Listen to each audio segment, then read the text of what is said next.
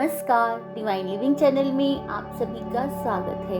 आज इस वीडियो में हम जानेंगे कि एक छोटे से नियम का दृढ़ता से पालन करने से कैसे मांस खाने वाला भील सोधर्म देव और फिर राजा सैनिक बन गया।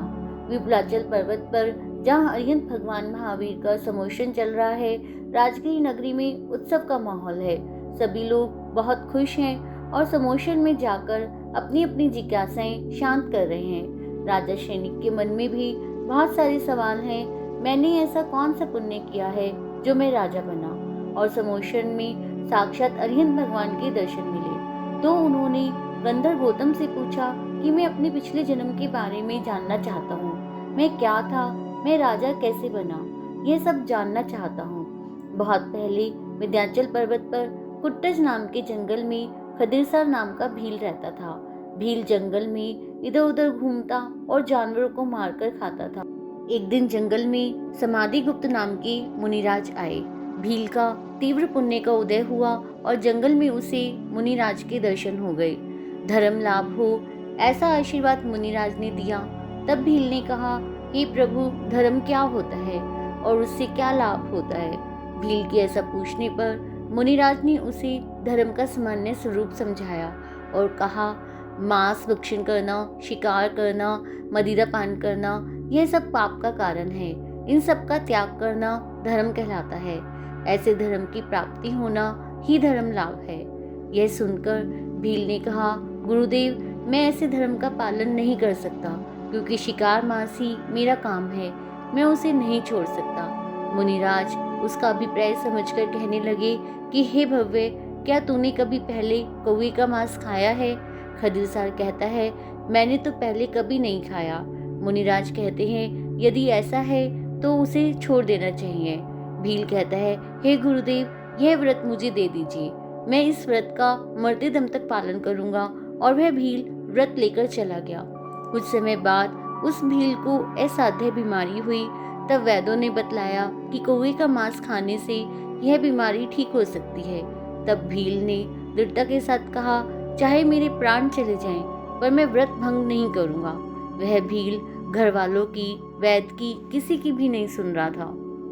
सारसौख्य नगर में उस भील का शूरवीर नाम का साला रहता था जो खदिरसार का बहुत घनिष्ठ था।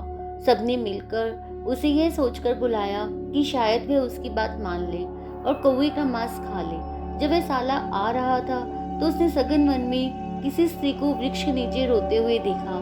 तुम क्यों रो रही हो? तो वह स्त्री बोली कि मैं इस वन की यक्षिणी देवी हूँ और मैं इस वन में रहती हूँ और आपका दोस्त खदिरसार रोग से पीड़ित है और कौवे के मांस त्याग के व्रत से वो मेरा पति होगा। पर अब आप उसे मांस खिलाने के लिए जा रहे हैं जिससे वो नरक गति में जाएगा और मेरा पति नहीं होगा।